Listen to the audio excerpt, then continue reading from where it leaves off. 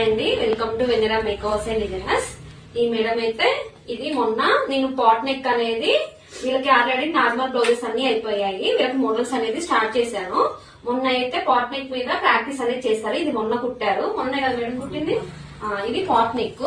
ఈ pot neck లోనే different shapes అనేది ఈ మేడం ఈ రోజు ట్రై చేశారు. ఈ పాట్ నెక్ లో వచ్చేసాక ఇది వచ్చేసి డైమండ్ షేప్.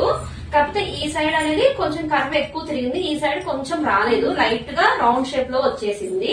కింద పర్వాలేదు. ఇంకొకటి ఏం ట్రై చేశారు మేడం ఈ రోజు?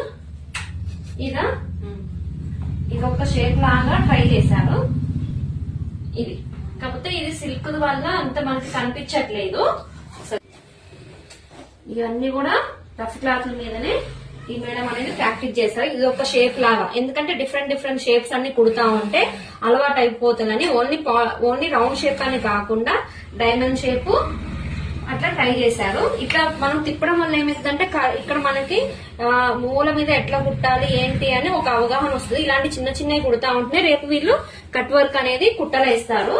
ఫస్ట్ అయితే నేను పాట్ నెక్ అనేది కుట్టించాను. ఇదైతే సింపుల్ గా ఉంటది అని ఫస్ట్ వీళ్ళకి బేసిక్ గా ఇది అనేది కుట్టించాను. దీని మీద అనేది ప్రాక్టీస్ అయిపోయాక సెకండ్ ఇది కుట్టారు. ఇది అన్న మేడం కుట్టింది.